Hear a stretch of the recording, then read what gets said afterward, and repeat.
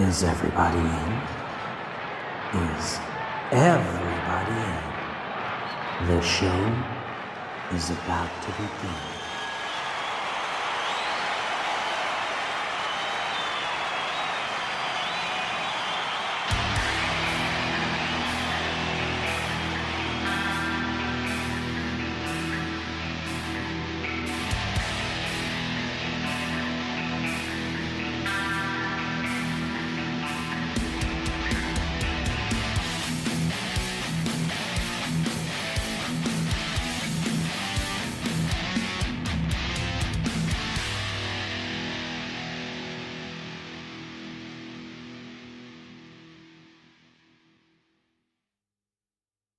Hey concert lovers, welcome to another episode of Concerts That Made Us. I'm Brian, and I've got another fantastic episode for you guys this week.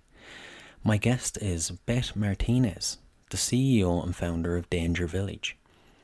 Danger Village is an artist development and PR company. They specialise in crafting PR campaigns catered to an artist's specific needs, and they have the ability to take an artist from an unknown to a household name. Over the years, Beth has worked with an array of amazing artists, and this episode really gives a good insight into what it's like to work behind the scenes in the music industry. I really had great fun chatting with Beth, and I know you're going to enjoy this episode as much as I did. So now, without further ado, let's get on with the show. Hi Beth, you're very welcome to the show today. Thank you for having me. No problem, glad to have you. So I mentioned in the intro, you're the CEO and founder of Danger Village. What is Danger Village for those that don't know?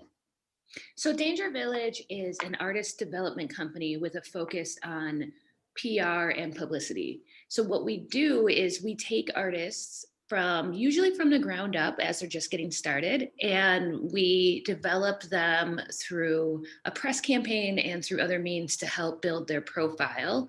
And, to varying degrees of success, some artists end up blowing up big, some artists just get a little bigger. It all just kind of depends on timing and the music and what's going on in their careers at that point. But yeah. It must be very exciting when you find someone in the early stages of their career and get to watch them go through all the stages and really blow up. 100%. It's my favorite thing. I'm just the kind of person who loves music discovery. So once an artist gets big, I kind of lose interest. Like even my favorite artists, I don't follow their careers 100%. Wilco is probably my favorite band, and I don't think I've listened to their last 3 records, Yeah, I get you. It's kind of like when they get to a certain stage, you're like, right, my work here is done. Yes. Yeah. Exactly. Yeah. Exactly. How did you actually come up with the name Danger Village? It's a very interesting one. Yeah. I lived in Chicago at the time that I started my company in 2007, and there was a bar I loved called Happy Village, and I actually wanted to name my company Happy Village, and a friend of mine shot that down. She's like, you can't name your company after a bar. And now, like, I probably could have, because I doubt that bar even exists anymore, and my company does. Yeah, I getcha. So we were just kind of riffing on words with village in it, and Danger Village. I think she's the one who said it, and it had that ring to it that I immediately was like, that's it, Yeah, it's you're right. It's one of them ones when you hear it stands out and it sticks in your memory. Mm-hmm. Mm-hmm. Was it always on the cards for you to work in the music industry? Yes, I had a very specific moment when I was 19 years old at my university. There was a concert promotion committee, and it was Tiffany's comeback tour, and I did merch, and the tour manager just was like, oh, you should come do merch on tour with us. And I had that moment where I was like, this is what I want to do with my life. I didn't end up going on tour, but it was just like, from that moment forward, that was what I was going to do. And there's never really been another option. Yeah, I get you. You felt like you were made to do it. Mm-hmm. And I took a lot of different paths to get to where I am now. Back then I interned at record labels, and I worked at a record label before I started my company, and I interned at radio stations and worked at booking agencies in college, and just kind of got a feel for all the different parts, and almost by process of elimination, I knew I didn't want to be a booking agent. I knew I didn't want to work in radio. The reason I left the label is just there's just too many bands. They were giving me too much, and working at a small indie label, you wear a lot of hats, and I really wanted to focus in on what I was doing. That's why I started my company. Yeah, was it hard to get it set up then, when from leaving the label and saying, right, I want my own business, I want my own company? Was it hard to take that leap and get it started? Yeah, I mean, it took like 10 years. Right. The beginning was like, actually setting up a company isn't super hard to set up, get the name. And Yeah. I had zero overhead. I just had my laptop. I didn't have employees. I didn't rent any space. And I had clients immediately because of my connections already. And I was working part-time at a coffee shop for about 6 months until that coffee shop closed down. But running a small business in general is pretty much always hard. Like, it's been 14 years and it's still, there's just, there's always cash flow. Sometimes a lot of money comes in and then sometimes no money comes in, and you just kind of got to be prepared for that. Yeah, you have to adapt and work with what you have. And then working with bands is always hit or miss as well. There's a lot of things. Most things are out of my control about what I can do to help an artist. I can get the music into the hands of people, but I can't make them like it. And and then I have worked with many bands that if they had come a year or two later, they would have blown up, but they were just too ahead of their time. I worked with this girl called Cat Call, and she was Australian. She was amazing. One of my favorite records I've ever worked. And I remember publications telling me it was just too well produced. This was probably 2012, so it was right before like the Charlie XCX era, right before like the Tovolo era, where well produced female pop vocals with like an dark electro edge. It was right before that era. So if Cat Call had come like a year or two later, it would have been perfect, but she was just ahead of her time. Back then, people didn't like well-produced music. They thought well-produced music was major label sounding. But now everything is like way, in my opinion, way overproduced. Yeah, it's a bit too polished sounding. What was the point in your career, a pivotal turning point in your career, when you really thought, I'm starting to make it, this is starting to take off? There's been different ones. I think a really, really big turning point for me was working with Mo. Yeah. And she really took off right away. And it was just me and her manager. When I started working with her, she had 900 Facebook fans. Right. I put out her first single on my SoundCloud. And I was really able to take her pretty far in her career, and that opened a lot of doors. And that was probably the first time that Danger Village was really recognized as kind of a force to be able to do that, because she kind of came out of nowhere for everyone and then just blew up. But there's been moments. I did that with Holychild. I did that with Cautious Clay. I did that with Bishop Briggs. And there's just each time that happens, it's more validation that, I'm on the right path, because doing it once, could be, anyone could do that, but like not anyone could do that, but that could just be a one-off. But doing it repeatedly over and over again in a 10-year time span, that shows that there's something to the company. Yeah, that it's you need to take it seriously. Yeah. So what is the process for finding new acts and taking them from where they are then to a major success? So back when I worked with Mo, my employee at the time actually found her on a blog called Yours Truly. Her song Maiden was on that blog, and we reached out to her. But these days, I don't actually ever reach out to any bands. I have enough people sending me music So the first step is, we just listen to everything that people send us and they want to hire us. And then we choose from those which ones I like and that Sarah, who works here, that we both like and that we think we'll be able to get pressed for. We'll have some discussion about, does this sound too much like another artist, or is this too like, we're very aware of the oversaturation of certain genres. As soon as something gets popular, then everyone wants to sound like that. So right now we're probably going to reject any like indie R&B that comes in.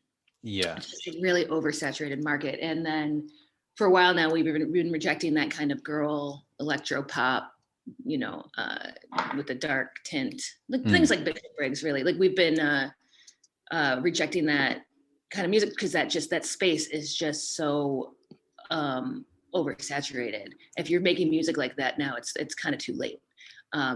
Unless you're like Adele or something and just an undeniable talent. But most people aren't. So we're always kind of looking for something cutting edge that is going to push how music sounds forward. And, I can hear a lot of, in current pop music, I can hear a lot of influences in artists that I pushed before that kind of music was popular. For example, with Lean On with Mo and Major Lazer, like that was a pretty, and DJ Snake, that was a pretty innovative sound at the time. And now everything sounds like a DJ Snake song. Yeah, that's very true. That's very true. It must be very frustrating though when you when everyone else is starting to sound like another artist. Yeah, it's frustrating because when you have a vision and you try to tell other people about it and they just don't share the vision and they just can't see it, that it gets hard. I've gone to bat for my artists. There was one artist years ago I worked with. His name was Nicky Da B, and he did New Orleans bounce. And I just was like, this is the music of the future. This is what we're going to be doing. And people weren't getting it and weren't seeing it. And I kind of hurt some relationships because I went really, really hard because I believed in it so much. And I wasn't wrong. He did that song Express Yourself with Diplo, that Diplo took part of bounce, the twerking, and put it on his all the Major Lazer shows, and then twerking became like a really big thing. And which is just one move from bounce music. But the sound of bounce is really ubiquitous now, and it wasn't 10 years ago when I was working with Nicky. So yeah, it gets a little frustrating to also be like, man, I knew this was a thing, and it's you can never like prove that. yeah, it's one of them things. Is there a genre that you prefer to focus on, or do you like to spread yourself across all music genres?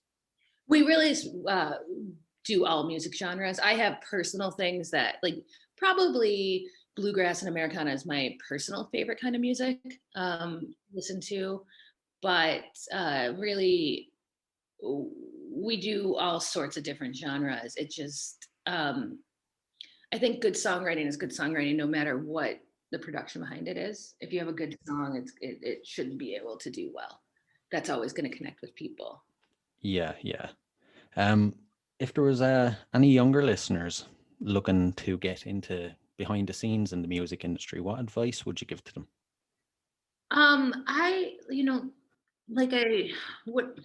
So the advice I have for people looking to get into the music industry is just try out different aspects of it. I did a bunch of different internships to see what I liked.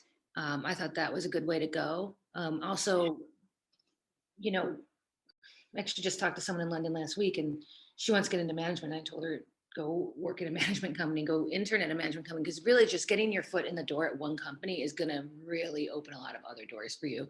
When you're on the outside, it can seem very daunting, but just taking the first step to get on the inside is super, super helpful, and your connection should snowball from there. But really also listen to as much music as you can and different genres, and study labels, like know who Sub Pop puts out now and has put out in the past, and like know who Merge Records has put out in the past, and read.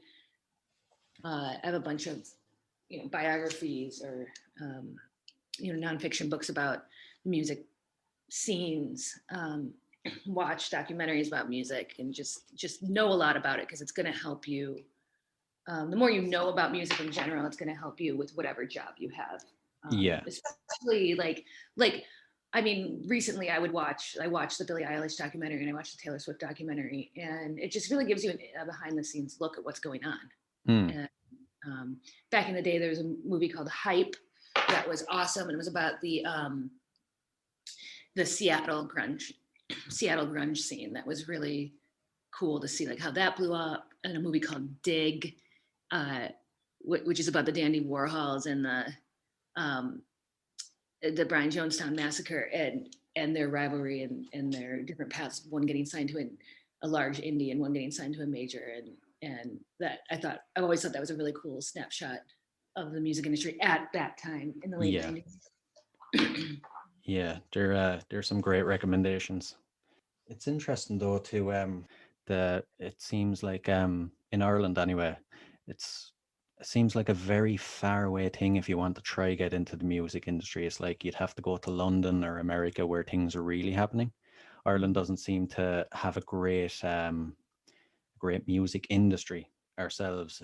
Any bands we have or any singers we have usually have to take the leap over to London or even America, you know? Mm-hmm. Yeah, I don't think I work with any. I don't even know if I work with Irish people, but I definitely don't work with anyone in Ireland. Like, I don't talk to anyone in Dublin.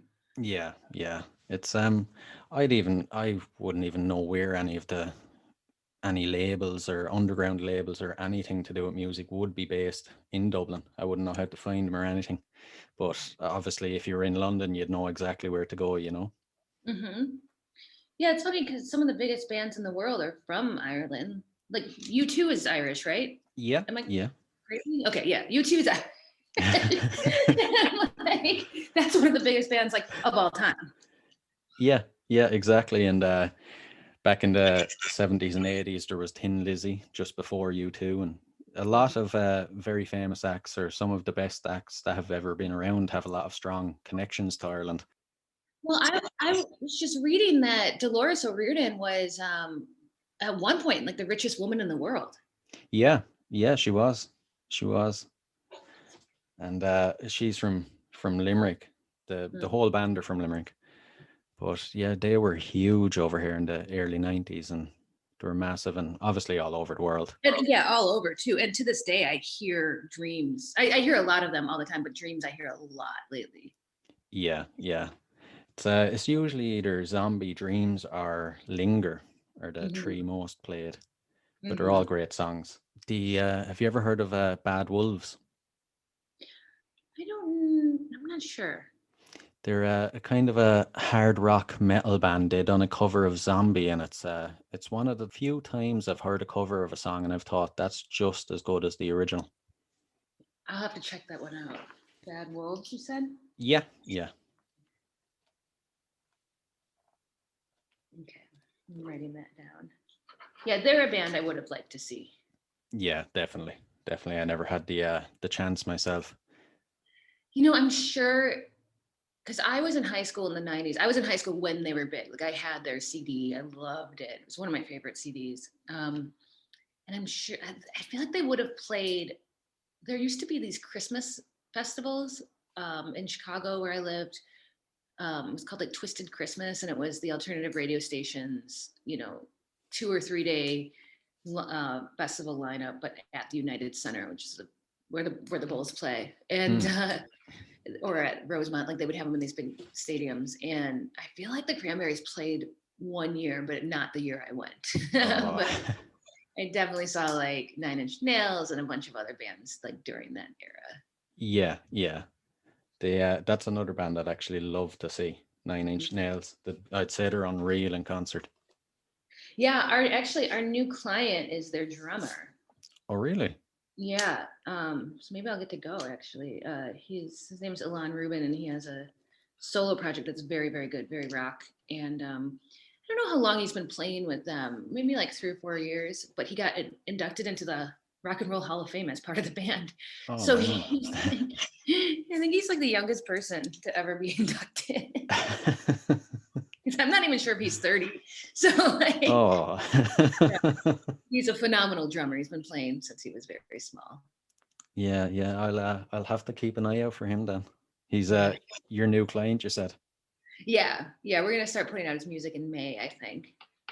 Oh, so he's obviously going to be doing vocals and everything himself, is he? He's not just going to be drumming.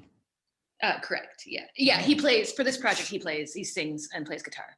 Oh, cool. That'll be definitely one to watch. That'll be right up my alley now. Yeah.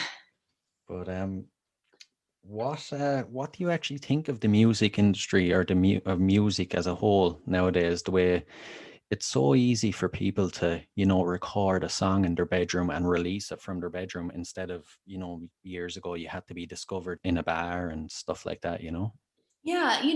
When recording became accessible to more people, I remember being very excited about that. I remember like when Real Estate came out, I was super, super excited about them. They're like this bedroom pop band, and I believe they made the music on their own before they put it on the label. And the same with like Passion Pit, where he just recorded like in his dorm room. It was very exciting. And I was like, wow, anyone could just record and put out music. But now it's kind of like, oh, no, anyone could record and put out music. Yeah, it's not always a good thing. No, it's definitely not always a good thing. So yeah, I hear a lot of music that should never have been made.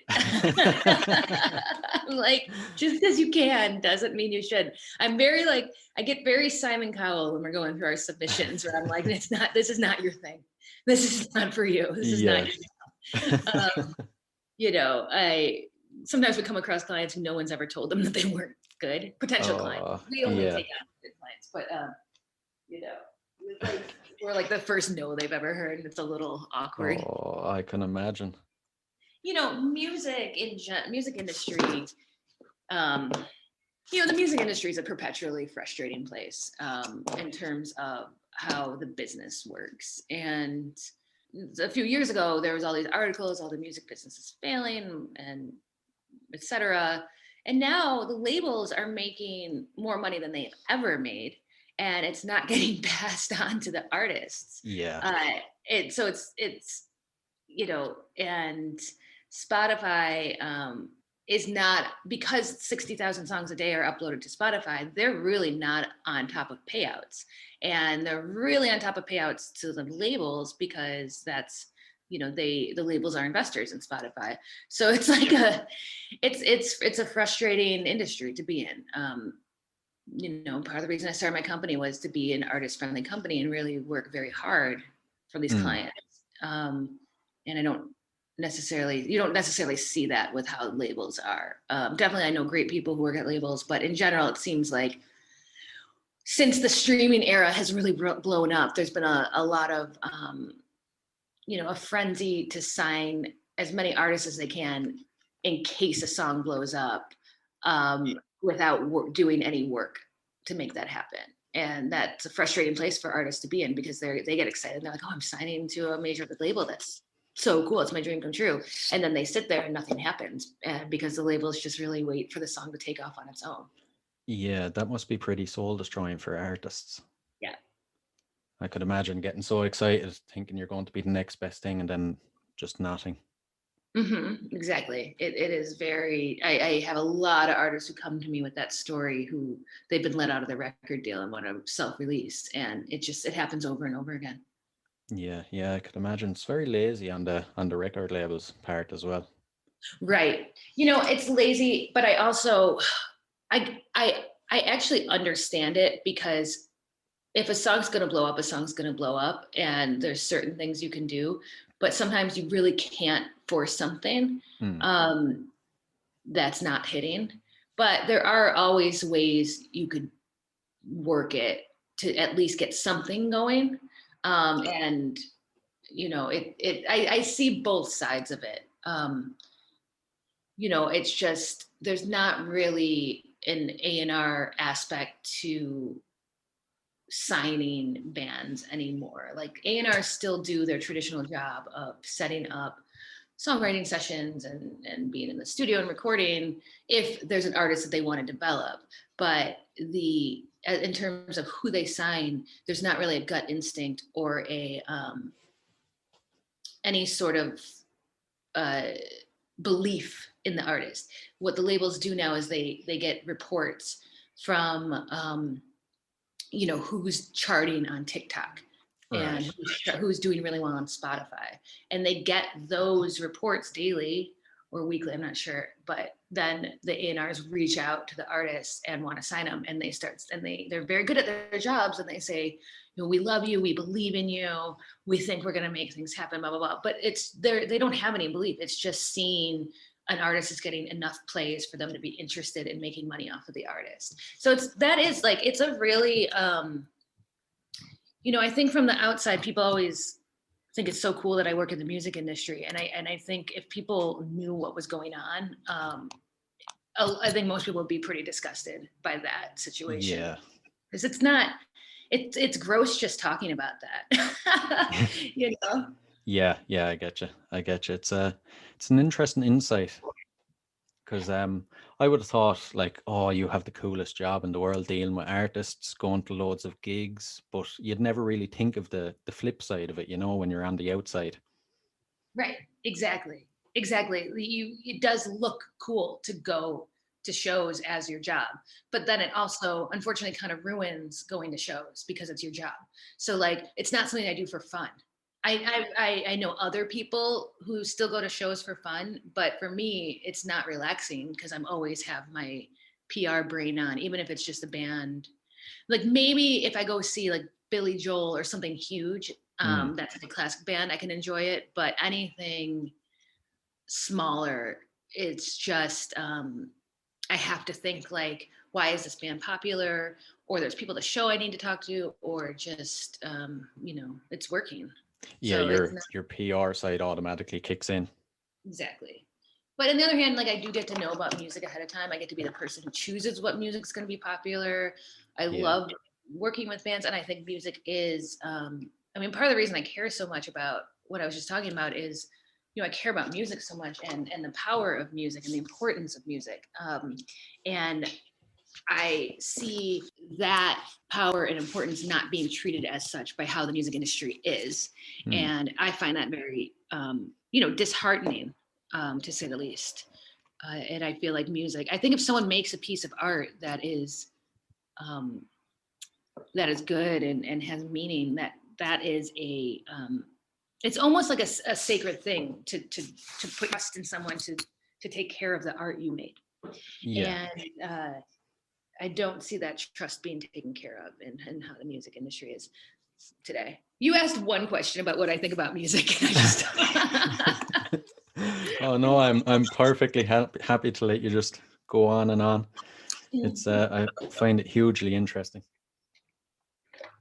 Yeah. But but the flip side again is like most releases don't make money. Most releases fail. So I do kind of understand the I understand the idea of signing as many bands as you can and seeing which one ends up having a hit song, because 99.9% of releases aren't successful, no matter what you do. So it does make sense from that aspect.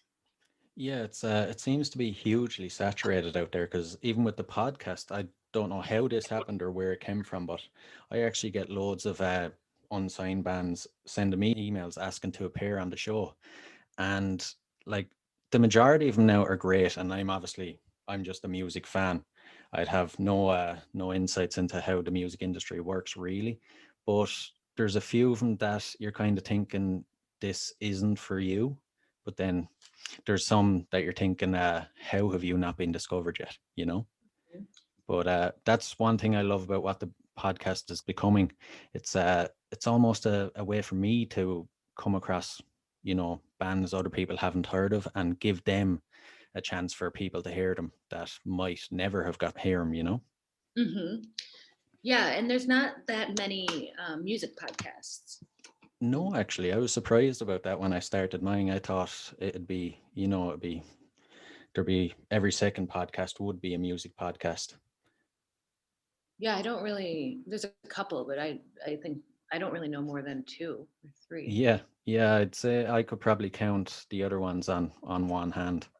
There's definitely podcasts that have musical guests on, but not to play. They have them on. Like I was listening to Smartless and they had Brad Paisley on, but he Hmm. didn't play anything. They just were talking to him. Yeah, So, that's a different situation. yeah, exactly. There's not many. I suppose you could liken it to a radio show interview where the guest comes on and you get to hear their music as well. Hmm. Exactly. So there was a question I thought of there a couple of minutes ago. Has there been any artist or any missed opportunities that you'd regret in your career? Yes. Last year we were talking to Jensen McCrae and we ended up not being able to work with her. And I love her so much. And her music is so great. And I think we would have done a really, really good job working with her. So that's a big regret for me. I mean, I can't really regret it because it was out of my control. They hired someone else. We did everything we could. And honestly, I think it probably just came down to the other company was not as much money as we are. But and that's something like, we don't compromise too much on what we charge because, you can't like devalue your work. Yeah, that's true. That's true. But yeah, so Jensen, I'm sad I missed out on. There's definitely things I missed the boat on. There's definitely things I passed on that I didn't like. I remember, I think in 2012, we had a spreadsheet of artists like that we were scouting, and my employee at the time put on the 1975. And my note from it is, I think this is going to be really big, but I hate it. Right. And I stand by that. I mean, like I don't still I like their second to last record, but I up until that point I really still hated them. Like I couldn't have worked that band. I really really hated them. But I also knew they were going to be big. That you could just tell just how they sounded. Like, oh, this is a sound that's going to do really well. It Yeah. just was such an 80s ripoff to me. Yeah. Yeah. They ended up going to a more interesting place with that the record that came out in like 2018, 2019. I like that one. Yeah. Anyway, yeah, there's things like that. There's definitely things I passed on that I knew were going to be big, but I just like I would have passed on Billie Eilish. I was not a fan of hers. Really? Right. I just thought she was just another one of those girls that had that electro pop sound. And then when her album came out, I just fell in love with her. I'm just and her album's, I think, undeniably great. Like it's just so innovative and interesting, and unlike anything I'd ever heard before. Which is not how she started out. Yeah. She's I think she's one of them artists that they come around every so often and she changes everything. And for like 5 or 10 years afterwards, everything will be, a reproduction of some sort of her. Yep. I've definitely gotten submissions that sounded literally exactly like her. Yeah. That must be tough though. Would you be able to go to these people and be like, right, you sound great, you can make something, but I need you to change your sound? Yeah, we usually I don't ever ask artists to re-record or I just always ask for more music. And so if there's one song that sounds like the Billie Eilish song, we'll talk to the artist and be like, we think we should promote these songs other than the Billie Eilish one. Yeah. Because you just really can't be a copycat. People are going to say right away, this just sounds like a ripoff of Billie Eilish. Yeah, like a tribute act of some sort. And Billie has, you can't help it when someone has like similar vocal tones, but Billie sings in such a specific way that like you kind of do have to be trying, because it's not like Billie's singing on her record like her full singing voice. She's singing in specific choices. So like, if you're gonna sing in like a sing-songy baby voice, like that's Billie Eilish. Yeah. It's definitely one of them voices that it is too noticeable if you sound like it. You know, you can't just say, "Oh, I just happen to sound like her." Exactly. And yeah, there's definitely like people who sound alike, but not like Billie Eilish. Yeah, yeah. Or like think about like Amy Winehouse. Like, I've heard stuff that sounded like her, and really like that again, like is such a distinctive sound. She Yeah. has such a distinctive voice that like you would have to be trying, I think, to sound like her. Yeah, definitely. Definitely. She's definitely another one. Do you remember when she broke in America? How did you feel about her when you heard about her first? I saw her at South by. The first time I ever heard about her, I was at South by Southwest and at the Fader Fort, and my friend was going to see her, and I was like, "Who is this beehive eyeliner, British? Like, what is happening? Tattoos?" And she was so skinny, and like we were, 5-10 feet from the stage, Hmm. and then she was just incredible. Her voice was just incredible. I can't believe I saw Amy Winehouse. Now that I think about that, because she ended up being so big. Yeah, Um, exactly. and that was at the cusp, was right when she was breaking, was that show. I remember James Iha from the Smashing Pumpkins was there. And that was like the first time I saw James Iha, because he had a record label that was kind of launching that. Jeez, it's I'd love to be able to say that I've seen her, especially since what happened to her and everything, it's one of them stories that's really sad. I'd love to see where she would have went, Mm-hmm. you know. Yeah, for sure. That is a really sad story. But of course there's plenty of musicians like her that have that similar story, Kurt Cobain, Jim Morrison, Jimi Hendrix. Right.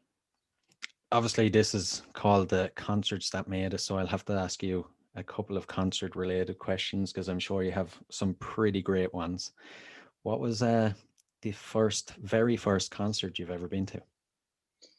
The first concert I'd ever been to was the Smashing Pumpkins, and they were playing at the Rosemont Horizon, which is a different name now in Chicago, but it was kind of a legendary big venue. And I was a freshman in high school, my first year of high school, and I got invited to go because this girl, Sherry Ann's mom wouldn't let her go. So I got to take Sherry Ann's place. And I still talk to Sherry Ann every single day. So Hmm. I got to remind her that I got to take her place to go see the Smashing Pumpkins.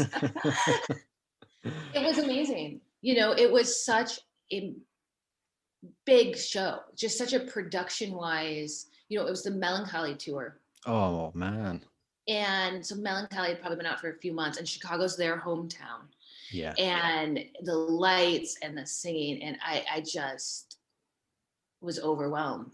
I was just so obsessed. And I was also, previous to that, had been obsessed with the Smashing Pumpkins, and after that was obsessed with the Smashing Pumpkins. And I don't really get starstruck ever, but the one time I got insanely starstruck was I was interviewing at that alternative radio station for an internship in Chicago, and I was sitting there waiting to go in, and Billy Corgan walked in, and I had just been looking up in the wall. They had a a gold record of Melancholy that was like, thank you Q101 Yeah. for helping us.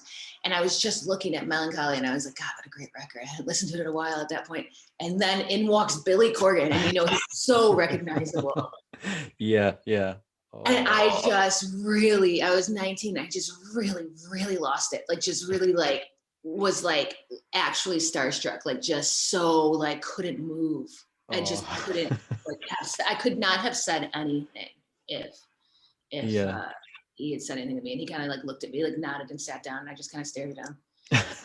But I don't think I've ever had that feeling since. I can't remember ever feeling like I've seen Beyonce a few times and like smiled at her and like did not like, there's definitely a presence with Beyonce, but I did not feel like paralyzed. Yeah, yeah. Oh, I'd probably have been very similar now if Billy Corgan had walked in, as opposed to Beyonce. Obviously, she's great and everything, but I don't think I'd get that starstruck. I'd probably be like, "Oh my God, yeah, there's Beyonce." But if Billy Corgan walked in, I'd probably, Wayne's World, when they get down on the ground, they're like, "We're not worthy." Yes. It'd be probably something like that. Exactly. I will say I did see him a couple years ago at a club here in Los Angeles, and he was sitting at a table, and I didn't have the same reaction. Right, right. The moment that 20 passed. years later, so. Yeah, yeah. The what was the last concert you were at? So long ago. I'm trying to remember. Um, Definitely one of the last concerts, if not the last concert, was a girl named Skull Crusher who's signed now. I believe she's signed to Secretly Canadian. If it's not Secretly Canadian, it's like Dead Oceans, but it's one of those. Mm. And yeah, she Skull Crusher is from here in LA, and she's just this tiny little girl. I mean, probably 20 years old, and she just is so cool and makes such like kind of like cool singer-songwriter music. Maybe like I would say like she would probably share a stage with like Phoebe Bridgers, like in that vein, but maybe yeah. a little more like rock, but not as rock as her name suggests. It's just kind of a Yeah, funny name for her. yeah. But that I think I saw her 2 or 3 times, like her first few shows, because my friend is her lawyer, and he brought me, and I just was really, really into Skull Crusher. When you said the name first, actually, I was expecting some sort of Swedish death metal band or something. Right, exactly. I think that's why like it's such a funny name for her, because it sounds like a death metal band and it's not. Yeah, yeah. It's she sounds like one I'll definitely have to look up afterwards. She sounds like something I'd be into. Mm-hmm. But has the pandemic affected your business much, or what way has it affected it? Definitely, we don't have as many clients as we normally would. Mm. 2020 was supposed to be a big year for releases for us, and most releases got pushed way back, to 2021. And now that we're in 2021, releases are still getting pushed back because people want to tour around them. Yeah, That's probably the biggest, just like releases just getting pushed back to another time. And then also, um, normally Danger Village has at least one breakout artist a year, 1 to 2, and I don't think we really had any breakout artists last year. But again, that's just like with everything that was going on. Music was not really on the forefront of people's minds in 2020. You know, Phoebe Bridgers had a big year, and that, as far as I can really tell, I mean, I think that's about it. Like as far as like breakout artists, and Phoebe's been around a while. I mean, she was on her second album, and I had been a fan. It just seemed like she kind of started rising to the forefront more so than she was. And I mean, Megan Thee Stallion had a big year, but Megan Thee Stallion was Hot Girl Summer was the previous year, so it's just there weren't really new acts breaking through last year. yeah, yeah. It's I suppose though, with everything that went along with it, it could be forgiven for having not having one that broke through, or having a kind of a worse year than others. Yeah, I had to tell myself that. I was like, oh, it's not me. It's that no one is breaking through this year. I mean, there was just weeks where we couldn't even really do any promotion, during the Black Lives Matter stuff. Like it was completely inappropriate to be sending anyone emails about some band, like we just with everything going on here and around the world, it was, people weren't writing about music. And then really, really what changed too is how much harder it is to get press now for just like straight white artists. Right. That's really changed. And that's great because we actually, press-wise, we ended up doing really well last year because we've always kind of worked with a lot of queer people and a lot of people of color, and a lot of women. So our roster kind of was already set up. And I always gravitate towards artists who have something to say. Yeah. Not to bring up the Cranberries again, but I just was reading about them. I forgot why I was reading about them recently. I kind of did a little bit of a deep dive into them, and Dolores really had a lot to say. Like they were really a band with a message, and that's they were one of my favorite bands growing up. And I think I always really gravitate towards music with a message, and I don't know what happened to that, because when I feel like growing up on music in the 90s, like Cranberries, like she had so much she wanted to get out there about so many things.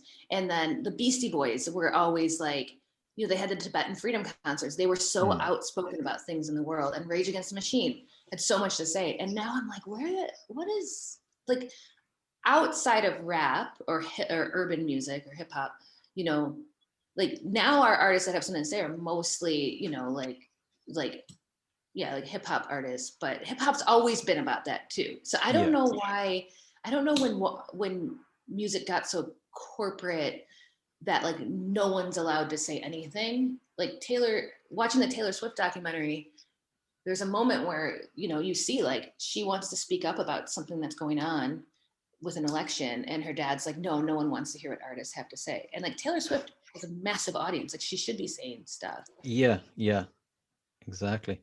It's you're right though, you know, as you mentioned in the 90s, it seemed like bands and musicians, they really wanted to make a difference and wanted to make a change, and you could feel through even their lyrics and their performances that they cared so much about what mattered to them. And you really don't see it anymore. Like most music on the radio now just sounds like mindless pop, you know? And like mindless pop was always an element to music, but it just, I agree with what you're saying. Like when I was in college, we had Jello Biafra play our you know, our concert promotion committee, and he always had so much, you know, that's his thing, was talking about, you know, current issues and like ways we need to change and be better. And I feel like, you know, that is one thing again with Billy's really outspoken about a lot of stuff. Like she performed for the Democratic National Convention. She got really involved in voting. She's really involved with veganism and trying to save the planet. And her video, for all the good girls go to hell, is just about, I mean, the song is also, it's about climate change. So she's someone who is really, but she's so young, and the kids like her age, like teenagers now, are so concerned about it because they're looking forward and don't see a future. So like, you know, it's kind of it's disappointing how corporate and whitewashed and pop music is these days. Yes, it really is.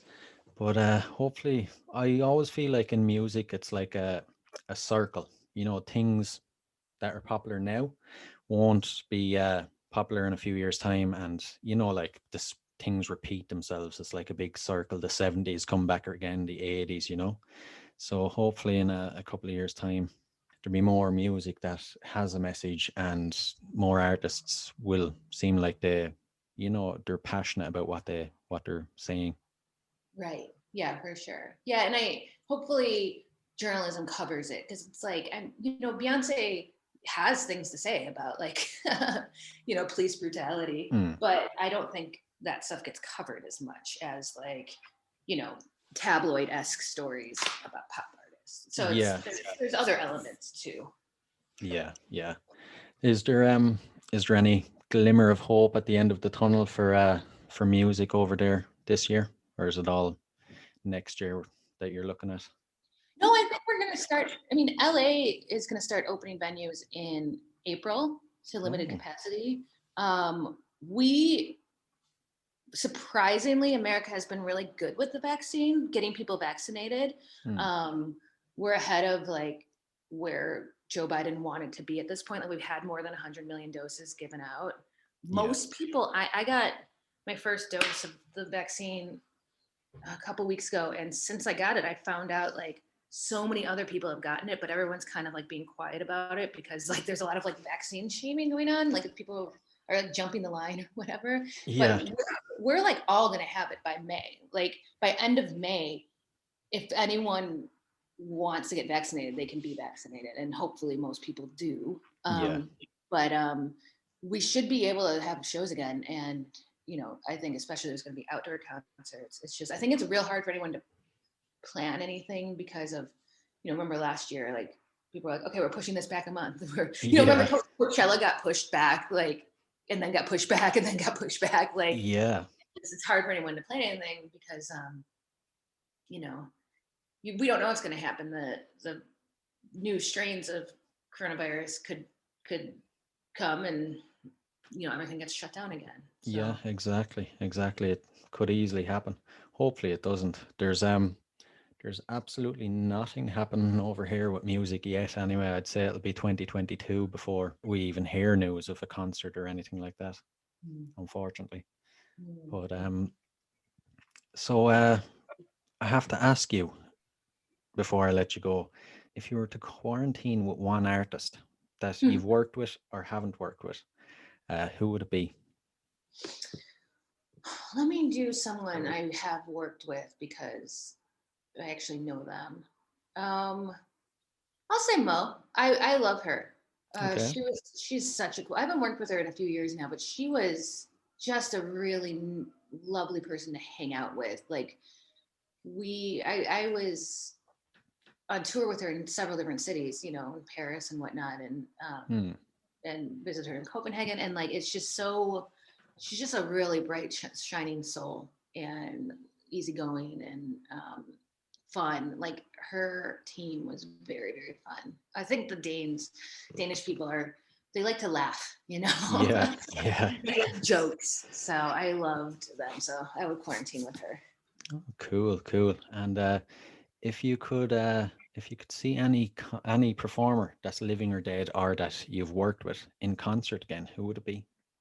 Um, can I do one living and one dead? You can, you can. Actually, they kind of are related. I really wish I'd gotten to see Elliott Smith before he died. And there's so many Elliott Smith. I'm on the east side of LA, and he lived here.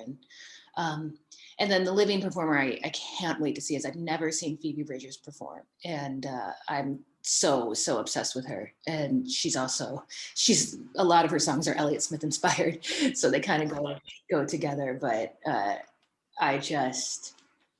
she is. I can't explain how obsessed I am with her. Like I haven't been this obsessed with an artist since I was like obsessed with Weezer when I was 19. Like so like 20 years. Like I think she's amazing. I think she's incredible. I really do. Yeah. I think she's like the Bob Dylan of our generation. Oh, that's a big call. I really think it though. I've thought that for years, but more and more I'm like, wow, she just is. Her lyrics are I think there's maybe better songwriters, although I think she's a great songwriter. Like I think Taylor Swift's a better songwriter than Phoebe, but yeah. I think Phoebe's lyrics are just pure poetry. I mean, she's up there for me with Jeff Tweedy. But actually, I think she might be better than Jeff Tweedy. It's crazy to say because I think Jeff Tweedy's just pure poetry, but I think Phoebe is just her use of words is so good and so evocative. She says something and it just gives you an image. It's so cool. Yeah. I love when there's an artist like that or an artist comes along like that. It's a special moment. For sure. Yeah. And one final question that I usually ask guests, they usually say it's the hardest question of the lot. What would appear on the soundtrack to your life? One song. Mm-hmm. I think Zebra by Beach House. I think that's actually the quickest anyone has answered that question.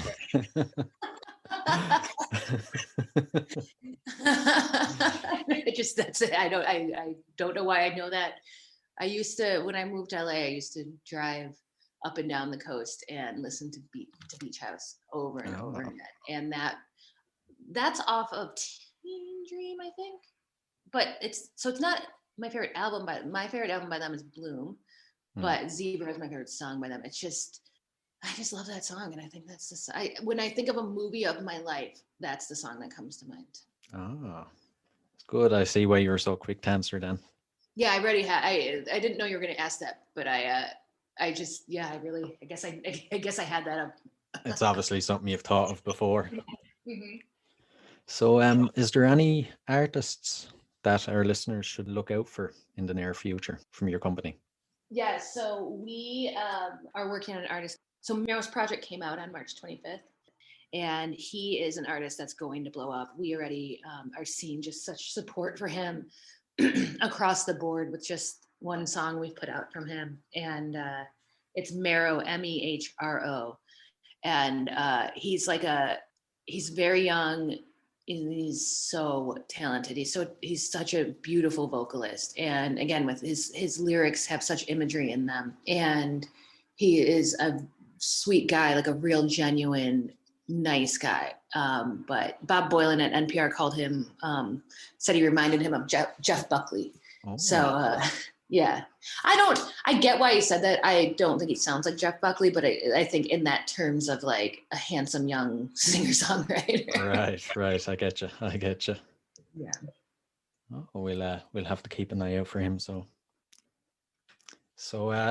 thanks a million for coming on. I've really enjoyed it. It was I was looking forward to this episode.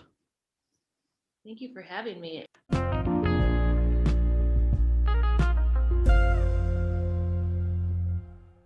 Hey, before you go, I just wanted to say thanks for listening, and I hope you enjoyed this episode. If you did, rate and review us on iTunes. It really helps the show grow. And also find us and follow us on social media. Just search for Concerts That Made Us. We're back next week with another great episode. It's a band called Fears of Abandonment. Until then, keep rocking.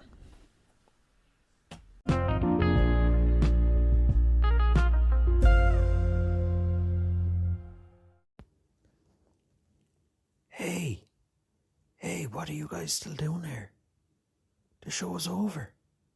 It's over. You can go home. Go on. We'll see you next time. We'll be here.